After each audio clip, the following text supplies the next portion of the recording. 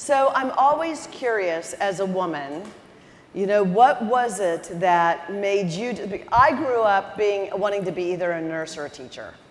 Any other people here kind of like, and I'm always curious to know what was it about you and when did you decide I'm going all the way to the top?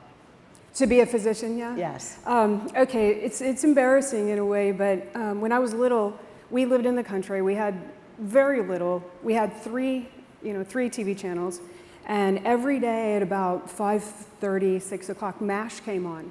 I don't know, some of you guys are old enough. It doesn't look like many are old enough to remember MASH, but MASH came on, and I was so inspired by the fact that those guys were taking charge, they were helping, they were in a crisis. It was just so powerful to me. And no one in my family was a physician at all. No one had even been to college. And I said, that's what I'm going to do. And I must have been 5 or 6 years old, and I never changed my mind. Is that right? Yeah. It's so weird. Always did you play doctor? I mean, I do now.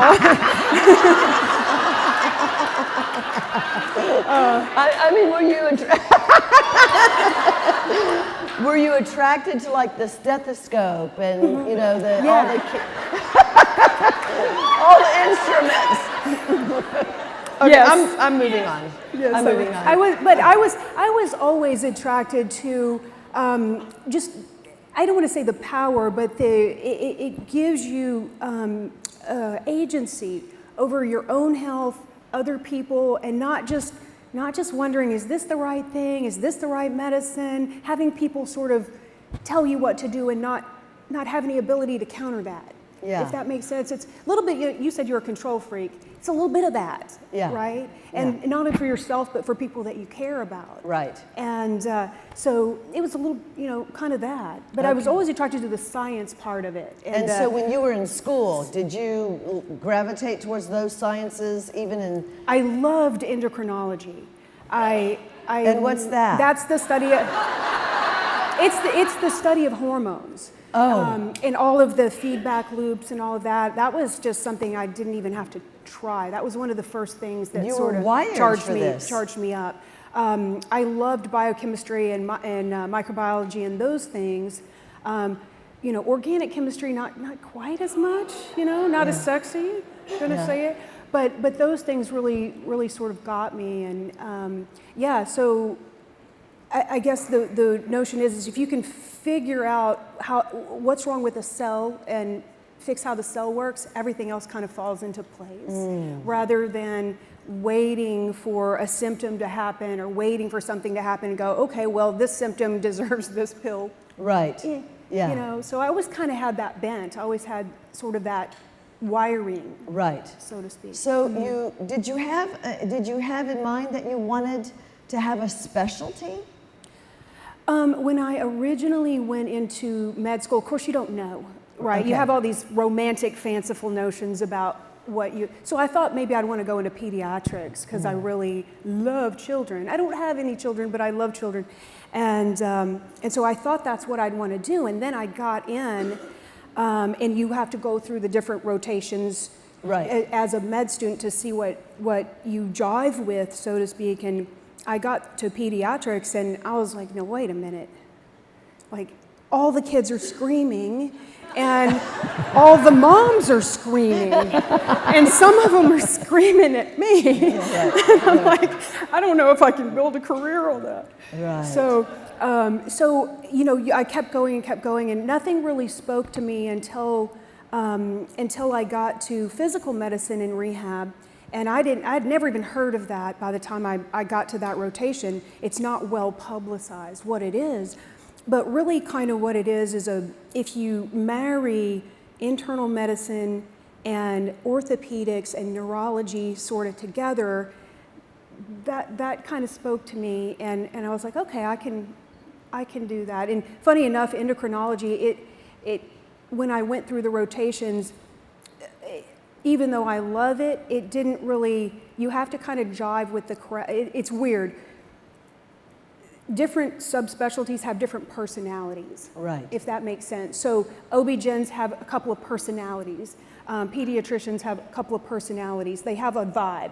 And the vibe of endocrinologist wasn't really my vibe, you know, so, Right. and I didn't want to only do that, too. Right. So I wanted a broader spectrum. Okay. So I found physical medicine rehab. I'm like, hey, Yeah. you can take that in a lot of different directions. Right. And that spoke to me, so Yeah, that's how and I it was ended so up. powerful for me because when you were in Europe and we spoke, you know, and I said, you know, the hospitals, once they do what they can do, they want you out. They're kicking you out. And they were like, we've done everything that we can do for Brianna, but she needs to go to a rehabilitation hospital. I'd never heard of a hospital for, and you were like, oh, Sandra, that's my background. This is Yeah. a really good thing for her, right? Yeah, You- definitely. Well, I was very excited by the speed at which she got to that point. Yeah. Because as I told you, the faster someone gets better, the better they get better in Right. this particular situation. And so I was very excited by that. That portended really good things for her. So Right. great. Yeah. And then we can kind of It was so comforting to know Heck that you yeah, were like, yeah. you know, and then once we get her out of there, you were like, I got a whole nother plan for Give her. her to me. Yeah, give her to me. And I did. I gave her. Give me. Yeah, exactly. Yeah, and she was wonderful. She was such a good patient. She was dedicated. She showed up every time for everything. And I told her exactly, here's what you're going to eat. Okay. And it was wonderful when you have someone that is that motivated, that young, and you can watch them progress. It's like, Yeah, it Yes. was miraculous to yes, see. it was wasn't good. It was really Yeah. fun. Yeah. Okay, so how did you reconcile? I mean, it's rare to find an MD that also fully embraces a lot of alternative, you know, approaches Yeah. to medicine. Did you find yourself kind of the odd woman out in that, or were you at a place where it didn't? I mean, what allowed you to say, I want to bring both of those things equally into my practice? Well, you know, it probably started when, you know, you introduced me, and thank you for that wonderful introduction. When I was in med school and I got in, I mean, not to brag, but, you know, I got in so easily. You know, my study card for my MCAT was, and I'm not kidding you, a 99-cent laminated sheet, front and back, that I bought at the bookstore at LSU, at undergrad, and that was what I studied. And I mean, what? This was just God meant to be, you know, Right. had a plan. And I got in so easily, and I'd always been the kind of the smartest kid in town and all that. Well, I get in, and my parents had bought a house for my brother and me to live in New Orleans, that it was a 1900 little shotgun house and it needed total renovation. And they thought, hey, what a good idea. We're going to renovate it while you're in med school, while you're in first year med school, and you're going to live there. Yeah, so as you can imagine, lead paint out the wazoo, asbestos flooring, you pick up the carpet and then there's mold everywhere. I mean, and so I've got to have my brain on the most I've ever had it, right? And within about 2 or 3 months, I'll tell you, I was like, you know, when you're trying to part the seas, trying to get out of bed and trying to peel your eyes open and then mentate and then memorize a stack of material every day that's about this tall. And I'm like, man, what the heck? And of course, I'm a kid. You know, I don't know anything. Right. And I'm like, man, this is not me. And so, you know, probably the first or second test that I took in the first year, I made like a D-. And I'm like, never in my life. Right. Okay, never in my life. Now I'm scared. Yeah. Now I'm scared. And so that might have happened another time. And finally, I go into one of the faculty offices, and you know, they call me in, and I'm like, yeah, I want to go. And they go, hey, here's the thing is, basically, you're not very bright. And I'm not kidding, y'all. And I remember him like it was yesterday, bald head, goofy looking guy. It was in a little office about the size of this rug with that one bulb over the top. I'm like, and this guy's pulling me into this office telling me I'm not very bright. And And I'm like, wow, dang. You know, and he's like, you know, there are people that get into med school that just really don't belong here, and we think you're one. Yeah, yeah. And I'm like, and they're like, you should really figure out how to withdraw and call it a day. And I'm like, well, A, you suck. And B, I don't have a backup plan. I'd never, like, that's all I'd ever wanted to do. So I was like, I can't do that. I can't do that. So I pressed on, and I finally started thinking about it, just as you said. I was like, could it be anything to do with all these chemicals and things that I'm exposed to, and maybe you just reach critical mass, whatever. So at that point, I started taking, you know, I'd go to the Whole Foods aisle of the vitamins and stuff, and I'm like, hey, this is going on, what do you think I should take, or what do you know, da-da-da. And I started kind of picking it around and doing things like that, and I ended up doing, sort of taking stuff like charcoal and toxin binders and taking Epsom salt baths, and hey, this is low-level stuff. Right. But you know what? It helped me a little bit. It didn't help me totally, but it helped me enough to survive. Right. And make it. And I'm like, okay. So right then I had a taste in my mouth, like just what these guys are telling you may not be true, y'all. And just because they have a white coat on, it may not be true, and it may not be right for you. It may be right for somebody else, whatever. And so that gave me that mistrust. And fast forward to when I'm telling you, you know, that I get out in physical medicine and so forth, I ended up doing musculoskeletal care, outpatient, and what that ended up being was running a pain clinic. And that was right at the beginning of the opioid crisis, where the OxyContin reps were coming in and giving us samples of OxyContin. I'm not even kidding you. They would give you chewable Ambien, on and on and on. I'm not even kidding. And it was like, whoa. So my big tools, and going into that, once again, I have this sort of childish romantic notion that it's going to be, oh, well, somebody like Sandra was playing tennis and has tennis elbow. I can help with that. No. It was chronic, full body arthritis, fibromyalgia, migraines, can't sleep, anxiety, depression. And I'm like, okay, so my big tools for that are to give them opioids and Ambien, or stick a needle this long into their spine and fry their nerves, or give them steroids. That's my tools. And I'm like, after a while, it's like, that's not, like, what am I doing? What am I doing? I'm just digging the hole deeper. And so even, you know, it just wasn't a good feeling. It wasn't a good life. So pretty short order, I start going, what else is there? Come on. Yeah.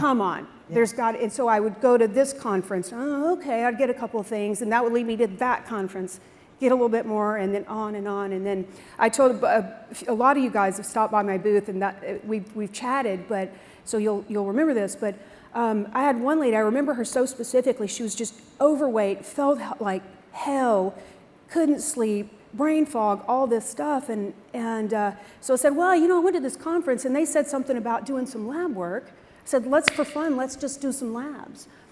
Basic stuff, we're talking low level. And so I do the lab work on her, and sure enough, her vitamin D is literally like a 6 or an 8, which is none, right? Okay. Her B12 was about 100, which is none. And so I'm like, okay, well, I'm no genius, but let's give you vitamin D and B12. Do that. She goes, it's like $10 worth of treatment. So see her back in 3 or 4 weeks, and she goes, Doc, I'm like a third better. I'm like maybe 40% better. And I'm like, you don't say. Right. So I'm like, okay, now I'm starting to go, okay, let's go deeper. Let's figure this out. See. And it was so little, right? And this woman, this is what killed me, is this woman had 5 different doctors. Yeah. She had an endocrinologist, she had a rheumatologist, she had her internal medicine, she had OB-GYN, and she had dermatology, whatever. And I'm like, okay, so none of you SOBs know any of this? I'm just the pain quack, right? And I'm like, really? Is this where we are? And I'm like, yeah, so there's a hole in our system. There's a hole there, right? Yeah. And so that was 15, 16 years ago. So you can imagine how Yeah. far things have come. Right. But that was that sort of like that tipping point, like, wait a second. Yeah. We've got some power that we've not tapped. Yeah. Yeah, yeah. You know, it was interesting before I changed doctors to Dr. Eversull. I did go to the doctor and I was not feeling well. I was stressed. I wasn't sleeping well. I had gained a lot of weight through COVID. And it was interesting to me how quickly I was prescribed something to sleep. You know, it made me very lethargic. You're not a pill girl. I'm not a pill girl. Yeah. And so when I found out about Dr. Eversull, if I may, I mean, I came in, I told you exactly kind of what was going on. She laid me down on her bed and you put all these were they crystals? I mean, it was so powerful because from there you said, I know exactly what you need. Yeah. And I'm not kidding you, and that's why I became such a huge advocate of her. And I said to Kim, within a week, I felt like a different person. Yeah. I mean, I was like, what is it with this woman? Can I, is it okay if I talk a little? Yeah, I'm fine. So the first thing when you came into me, you know, I'm going to talk to you for an hour. Yeah. Usually minimum. Yep. And sometimes I was crying. You had me crying. Everybody cries. Yeah. Well, I cry. I mean, you know, there you go. But we've got lots of Kleenex, right? But really, when you came in, we started talking, and I said, you know what? She doesn't need a sleeping pill. She doesn't need any of that. Sandra cares so much about her company and about her employees and about you guys that when COVID hit, it was such a trauma to her because everything was live, like now, right? And everything that she knew, everything that she had built was at stake because of lockdown, because of that. And she had to figure out how to reorganize everything to carry forward. She was like, yeah, I guess I could give up, I could retire, whatever, for like a millisecond. I think that crossed your mind. But you're like, no, you were like me, you're like, no, how about no? I like that. So, how about no? Exactly. Hashtag, how about no? That's right. And so she had to completely stop everything, reorganize, rethink everything, and the possibility of her not being able to support what she had built, the employees, family, you guys, was so traumatizing to her that she was carrying that around. And I'm not kidding. Yeah. And that's what was clear to me. And so one of the first things to do was to start helping to clear some of that trapped emotion, those traumas, and let that go. And you know, some of the most powerful things that we do and say is let it go. Yeah. You know, let it go. Yeah. And after that, everything can kind of fall into place. Yeah. And I think you clear the way for health, and everything else that you do is going to be more powerful and easier. And I think as a woman, what I learned out of it is, you know, you have to be careful watching everybody's highlight reels on social media, you know, because, you know, it was for me about, we're going to get through this, but inside I was, you know, nervous and scared. I knew I had to take great risks. I had to take my momentum money that I talked about yesterday and invest heavily in technology to build everything, to be able to move this, you know, fast-moving engine that I had built into an online platform. It was very expensive to do that. Yes. And I was scared. I mean, there was a part of me that said, let me just take this money and run. Yeah. Am I really going to reinvest at this volume this fast when I didn't know, it wasn't planned for? And I was carrying a lot of that. And then on top of that, you know, you do make that swivel, you make that shift, and then you put yourself last. Yeah. I mean, how many of you guys? Yeah. Yeah, you guys. You put yourself last and last and last, and you one more thing yourself to death. Yes. That's what I call it, one more thing in yourself to death. Yeah. And you know, at the end of it, it was kind of like you were kind of limping through the day on sugar. Yep. Which is what you do, right? Yep.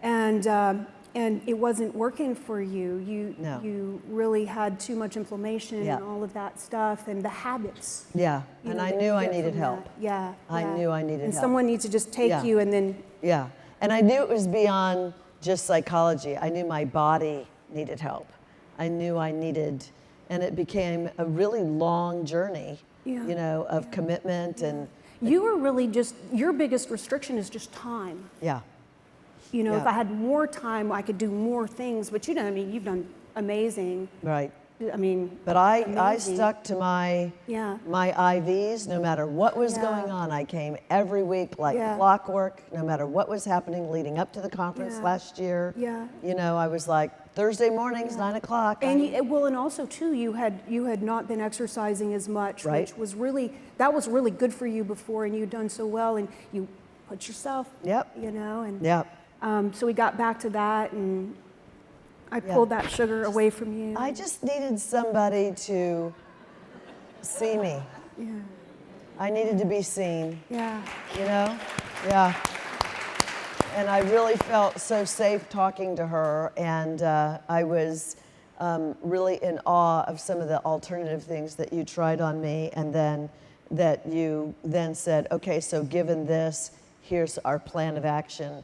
And I'm a path follower. Like, give me basically a prescription, no Yeah. pun intended, but not medicine. But give me a path, a track to run on. You remind me of the military mindset. Yeah, Here's the orders. I'm going in. yeah. I don't question Yeah. it. I don't get all caught up in. I just like this woman knows what she's doing. So, what are 3 things that you think women, generally speaking, should really lean into, Dr. Eversull, to understand about, you know, what's going on with them, particularly as we are, you know, really getting clear that we're finding our stride, but we're also aging. Yeah, yeah. Well, do you mean in terms of work, in terms of investigation, or? Just our bodies are changing, right? We have, I mean, I feel more driven for, you know, what do I want to accomplish than ever before. I'm 64 years old. Yeah. I'm certainly not my mother's generation of what 64 was, right? For sure, for sure. And I mean, I'm not even interested in retiring. Like, I'm going to retire and do what, you know, kind of thing. Exactly. Me too. Right? And I mean, I The heck love am I what I gonna do? do, kind of thing. So as we move into menopause, as we start to notice, you know, bone issues, osteoporosis, it's Friday, did I say it? Perfect. Okay, terrific. Heart disease. I mean, Yeah. what are the things you would say to us? Okay, ladies, you're full of passion, you're full of drive, but let's also be real with what's going on with our Yeah. body. Well, I'm not going to tell you just exactly 3 things because everybody's so different, but what I would say is probably intervene early. Even though, you know, you get to be 35, 40 and you're like, yeah, okay, everything's going well. You know, Right. I'll get my complete blood count and my blood chemistry and check, got a pap smear, we're good to go, whatever. I would say starting a little bit earlier nowadays, checking your hormones. Because say you're 35 and you feel fantastic, check your hormones a few times during the month to see what those hormones look like where you feel well. Because that's going to be important later. You get a baseline. Ah, You see what I mean? Yeah. And get a baseline. Where's my inflammation markers? Where are my risks? Do I tend to be anemic? Do I tend to be really low in B12? Do I tend to be these things? And get your baseline earlier and start to kind of think about it a little bit earlier, so that when now you can see a trend. Now you're 45 and 50, and now you can go back and look, and this is where I felt well. If that makes so some powerful about what you've just said. Yesterday I was talking about, you know, in business, you have to know when you're riding the wave, when to jump off the wave, when you're at your peak, because waves crash, right? And the next thing you might need to jump on in your business is a mountain, and it requires different skills and different tools and all of those things. And what I'm hearing you say is it's the exact same practice with your health. Yeah. When you're feeling good Yeah. is when you should be learning best about your body and what's going So on. we can when try you're- to veer you back, Yes. back to that. And your question is a really good one, but it kind of depends on how old you are, how Right. what you need to be looking at. Right. But heart disease is still such a big killer. And so there's some quick and inexpensive tests that I like to do for people. One is a CAC, which means a coronary artery calcium scan. It's about $150. It's a little mini CT of the heart, and it looks for plaque in the vessels. And it's extremely predictive. Have I done that? You might not have done that yet. We were I need first to do things that, first. right? First things first. Yeah. Yeah. We got time. But the CAC is great. So we get that, and it's like takes you 10 minutes, $150, super predictive for heart disease. Great. And then I marry that with it's called a Cleveland. It's a Cleveland heart panel, and what that is people tell you your cholesterol's 250 and boy, this is the end and you've got to be on this Lipitor and no. We want to look deeper at that because having a cholesterol of 250 could be fine. In fact, 50 years ago, the top level of cholesterol, for the cutoff for the high level was 300. We magically moved it to 200. Okay. Right, yeah. right. Anyway, so what you want to do is look at the breakdown of all those lipids, all of the triglycerides and the particle numbers and all that kind of stuff. So now we can get an actual sort of a risk. So we can put those two things together and go, and then a few more inflammatory markers, and we can say, oh, okay, your risk is almost none. Okay, on to the next thing. We'll test it again in a year or two, whatever. So that's a really, really good screening test. Another test that I'm really excited about, this is so cool. This is a blood test. It's a blood test and it's a screening test for cancer because the cancer rates have gone up. I don't know if you guys know that or have experienced it, but probably since COVID, the cancer rates have gone up quite a bit. And so this is a blood test that we can draw to test for almost all types of cancers except brain cancer. And it's about 92% sensitive. And we can draw that, and it's good to do that yearly, in my opinion, because it gives you another layer of, you can get your pap smear, you can do all those things, but this will catch tumors before you can really ever see them on a scan. Isn't that cool? Yeah. Yeah, it's called an Oncotrace test. It's by a lab called RGCC. There are other tests, there are other competitors on the market, and they're good. It's certainly better than nothing. The reason I like this particular lab, the lab is actually out of Greece. The reason I like this lab is it's a bit more sensitive, but also if, God forbid, we find something, which we sometimes do, then we have next steps to take through the same company. Then I can say, all right, what are we looking at here? What's the likely type of cancer? And then they'll run a secondary test that will say, okay, what kills it? What helps it? Yeah. And then I'm all about the power. I don't want to just know something. Okay, well now what? Yeah. I want to be able to do something about it. So this particular lab will let me take it to the next level and see what we can do about it. And then, I'm off track a little bit, but it's so exciting. The same company that does those sorts of testing, and what I'm talking about is you can see whether high heat will help kill off the tumor cells. Will quercetin or turmeric or ketogenic diet or any of those things help? So you can put a package together, you can put a plan together for someone. So on top of that, there's another thing that you can get through the same company, and it's called an SOT. This is cool. This is really cutting edge. And SOT stands for Supportive Oligonucleotide Therapy, and what that is a gene silencing therapy. So we send the blood sample to Greece. They have a special lab there where they sort of unravel the genome, and they see what cancer is unstoppable growth, right? Your cells are supposed to divide at a certain rate and then die off at a certain rate. Well, the cancer cells don't know to do that. So they find on the genomic, on the genes of the cancer cells, what's causing that to happen. And they make what's called an antisense strand, which is sort of an equal and opposite DNA that snaps onto it, that shuts it down.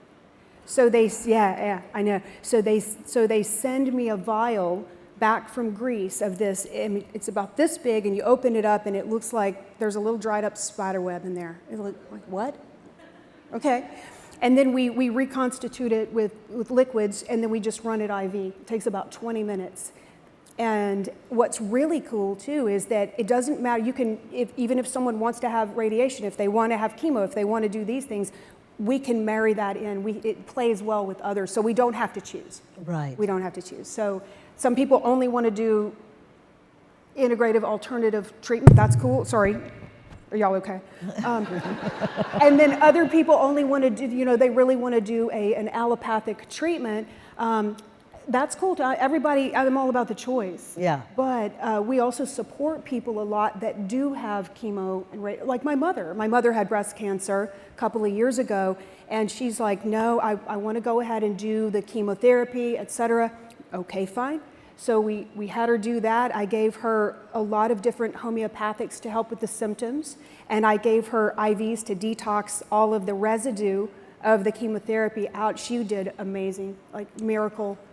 And she's been great ever since. And so there's a lot of options that people have, and it's a personal choice for those things. But I'm excited about those kinds of screenings. Yeah, right. So the heart disease for sure, the cancer screening for sure, and then getting your bone density checked and so forth is also really easy to do. You can do DEXA scans pretty easily just to see where you are, because bone loss is getting worse too.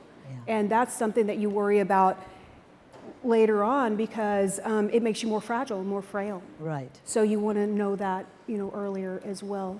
Okay. So those are some biggies, not exclusively that, but biggies. I want to talk a bit. I feel like the next pandemic that we're dealing with is mental health. I don't know if any of you feel like that's. And there's, you know, the obvious, and then there's the really low grade that kind of slides under the radar. And I'm just curious to know what your approach is to mental health, and can it be addressed without all of these prescriptions? I love this question.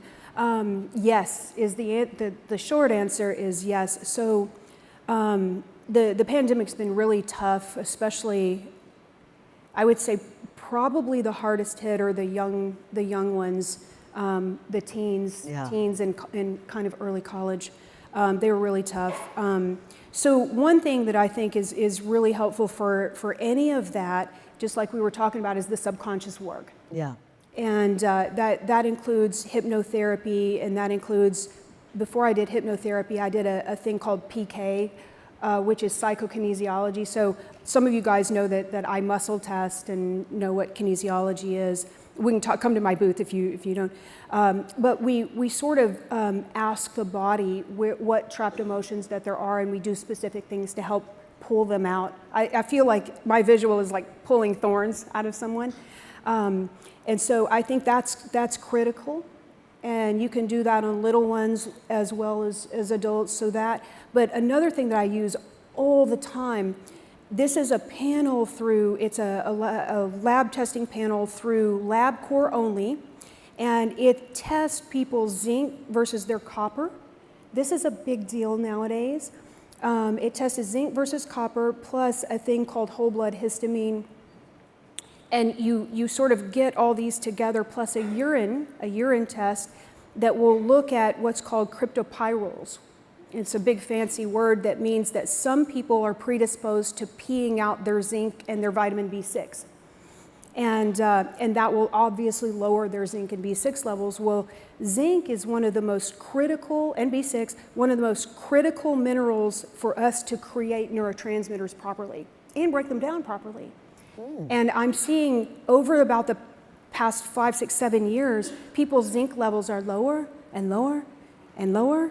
And I'm like, what? I don't really have any proof of what's causing that. I think I know.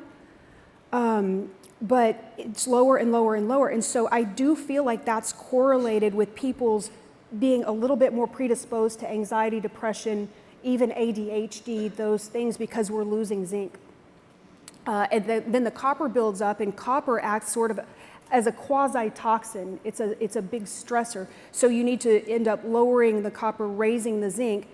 And then back to that histamine part of it, that will tell you whether someone would be well served with something like similar to an antidepressant. I use SAMe a lot, which is a special kind of an amino acid that acts a little bit as an antidepressant, but it's a natural substance.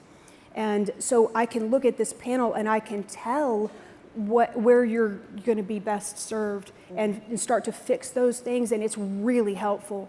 I've gotten a bunch of kids off of ADHD medicines, antidepressants, and it's awesome, you guys. So if you guys have kids, girlfriends with, especially the young ones, because it can save them so much time going on, being on medicines and so forth like that. So it's awesome. That's such a cool test. And the urine part of it, I'm going to swing back. The urine part of it, I figured this out in about the last year or so, and I'm excited. I had a lady come in, nothing to do with mental health, but she came in sometime in the past year. The worst osteoporosis I've ever seen. I don't know if you guys know T-scores and have had those things done. So like a negative 2.5 on your T-scores, you're getting there, you're losing a lot of it. This lady had like a negative 5.5, negative 6. I'm like, how do you even stand up, right? And I'm like, she had the endocrinologist, the mineral metabolism guy, on and on and on. I'm like, what am I gonna, she's like, why do I have osteoporosis so bad? So I'm like, I don't know. I ran this test on her. Sure enough, she was peeing out more zinc and B6. Her level of the cryptopyrroles was higher than I've ever seen in my life. And I'm like, huh. So here I go, I'm like looking up, like, does this have anything to do with osteoporosis? All these articles pop up. I'm like, huh, I'll be darned. So we're starting to give her, and you're not only gonna lose zinc and B6, you're gonna lose other minerals too. But I'm like, I'm pretty sure this is real related to that. Sure enough, another lady came in, not quite as bad, but similar, boom, positive, really positive. And I'm like, I think we're on to something here. Right. I think and that phenomenon of cryptopyrroluria is really interesting. It's more known in the Lyme community, people that deal with Lyme disease, but it's a genetic predisposition. You can have a genetic predisposition, but it's also inducible by extreme stress, extreme illness, trauma, any of that kind of thing, so infection. So it's inducible. So I'm wondering if people are not having a little bit more of that from the trauma of COVID or the infection of COVID or any of that sort of thing. So that's really, really interesting. So you can start to replace at very high levels those minerals and probably really help stop that. That was a really cool aha moment for me in the past year. So that's just the urine test for that is like $100. So I have it. I actually do have it. It's funny. There's tendencies for those people. They tend to be night owls. They have these weird little tendencies. They won't tan quite as much as the rest of their family. They'll have more pale skin, all kinds of weird, like premature gray, all that kind of stuff. And fatigue. Fatigue is a big one. And so I wish I'd known a lot earlier that I had it. It would have probably kept me out of the whole trouble that I had, with the toxicity. I love how you're looking at your various different patients and asking the question, are there relationships to this? Yeah. And then what does that mean? Can I apply this over here? Right. I mean, exactly. That's what I do all day. Yeah. So great. Yeah. Okay, one last medical question that I want to ask you. We all want to look our best, so I'm making a little bit of a shift here. But we also don't want to look overdone in plastic. So, and I know that obviously beauty is an inside job. I totally believe in that, no question. Yes. That said, what are some of the aesthetics that you think, for those of us that might be interested in some of that, and I'm one of them, I'm just going to say I'm one of them. It doesn't have to be everybody, but I am one of them, that you think are good for women that just want a little bit of a refreshed look, that makes them feel like they're looking healthy and they're glowing. Anything? Yeah.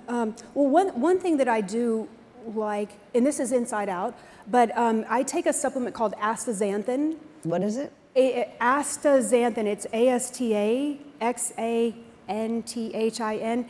It's the stuff in salmon that makes it pink. Oh. Yeah, that's what it is. But it's an incredible antioxidant, and I will tell you, it protects your skin. And apigenin also is another nutrient that I'll do sometimes, but astaxanthin, haven't had a sunburn, and I play golf and all that stuff, haven't had a sunburn in a decade. I'll put little kids on it for, autistic kids and so forth like that, because they need a lot of antioxidant help. And it's funny because the whole family will go to the beach and the kid won't get a sunburn and everyone else will, and they're like, what the?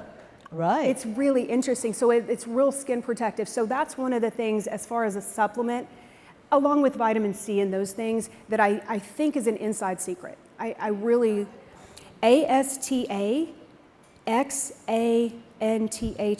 astaxanthin, and about 10 to 12 milligrams is usually what the tablet will come, or the little, it's like a gel tab, is usually what it comes in. I recommend that, unless you're allergic to it or whatever. Yeah, this is not totally medical advice, y'all. I'm just saying. Everybody's different. Yeah, everybody's different. Everybody's different. But that's one thing that I really like to take from the inside, because I'm not super big into like if I'm playing golf, I'll wear sunscreen, but I'm not one of those people that's going to wear sunscreen every day. It just doesn't feel good. Whatever. So that, and then I really like some of the lasering, the skin needling, the RF, all of that stuff is great. We have to think of it like what we put on our skin is the same as what we're eating. It goes right into your bloodstream, you guys. And so you need to think of your skin care as edible. Right. And that's how I found you guys. Did you know that? No. So before COVID, I was so frustrated by the what was available on the market for skincare. I wanted really good skincare that wouldn't kill you. And so there wasn't much on the market, right? So I thought, I'm going to just try to make a line that's like 5 items or whatever. And Kelly Roberts was starting to help me with that, and she led me to you guys. But then lockdown happened, and then over that 5 years, more and more products came on the market that I would consider good, and so I didn't need to do it, and yada yada. But you need to really think of it like that, like what you're putting on your skin is going straight in your bloodstream, and it's really a big deal. So I try to think of the products that you're using.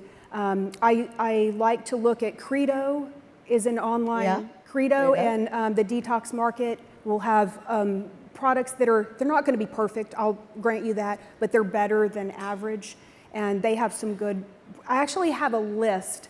If you guys want it, I have a list. I've spent thousands of dollars, trying all these things, and I have little bit dry, sensitive skin, meaning I won't break out by myself, but if I put the wrong thing on, it's going to be acne galore, right?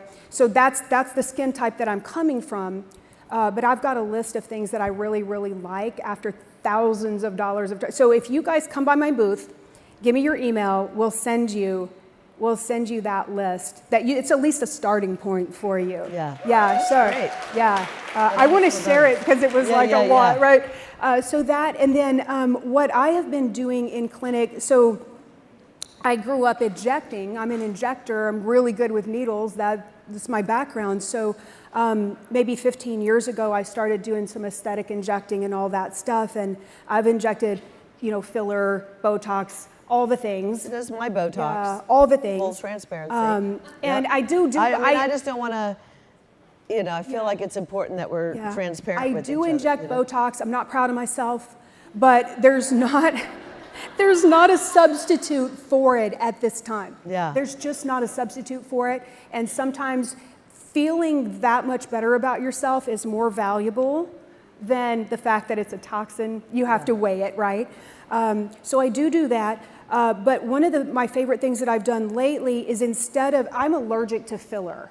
So if I put filler in my face, it'll puff up, you run around, it's been a few weeks, it'll puff up and then it'll go down and then puff up and I'm like, no, that's just not gonna work for me. So I use something in clinic that's really cool. It's called Easy Gel, and if you've heard of PRP, well, it's a specialized derivation of PRP. I mix that with exosomes, and there's a special way that you take the PRP and you mix it with albumin from your blood. It's your own blood product, and you make a filler. It's a gel filler out of that, and then I use cannulas to go in and revolumize the face, the lips, all that, and it's great. It's really cool. So it's natural. You're going to have stem cells. It's going to help with the glow, all of that stuff. And I feel like that's more on brand for me, if that makes sense, right? And so I've really loved doing that. That's a lot of fun. So we'll do skin needling, in my office particularly, we'll do skin needling with exosomes, and then we'll do the PRFM. And they're starting to find out now, because I do have friends that are plastic surgeons, that when they go to do the facelift, if you've had lots and lots of filler over time, it starts to really degrade the fat pads in the face, and it's sort of cutting off the lymphatic flow to the face and everything. And they're not doing as well later on as they could. Whereas when you do something like the PRFM and the exosomes and stem cells and so forth, you're actually supporting those fat pads. Oh, interesting. Yeah. The only place we want to keep that fat is in our face, man. Right? You know, exactly. Like, I'm with you. Yes, exactly. So trying to keep that good facial fat is a thing. And so I feel like this is healthy. And so when you go and you look at the fat pads, they're like really healthy and plumped up. Has this been valuable Isn't to you? that cool? Like, right? So, Just like oh, good. I'm so a little glad. snippet, Yeah, right? little tips and tricks. Yes, I love that. Okay, so we're going to wrap up and close here. Just want to give you a couple of rapid fires, just because I love people to know a little bit about you personally as a woman, in addition to this amazing profession that you've created. I never leave the house without what? Oh, my Mary Poppins bag. I've got a handbag that's way too big, and it's got everything in it, you know, from umbrellas to snacks to books to, you know, who knows what. But it's kind of like your whoopee, like you've got it. Like if I were kidnapped, maybe I could just hold it and I'd be okay. You know, that kind of thing. Okay, what's the food you absolutely cannot do without? I love eggs, you know. I mean, there's, you know, sweet rolls, of course, or whatever, but I don't eat that. That's what I want to eat, but I don't. But eggs, I actually love eggs, and I feel like the good fats in there are really, Okay. eggs. When you want to give yourself a reward? I'll plan a trip. Plan a trip. Yeah, because the planning is fun, Yeah. right? Like the looking forward to it and getting the details and all that. I'll plan a trip, yeah. Left side or right side of the bed? As you're looking at it or as you're in it? As you're looking at it. Right side, Right side. always. Okay. And 5 words to describe the rest of your life.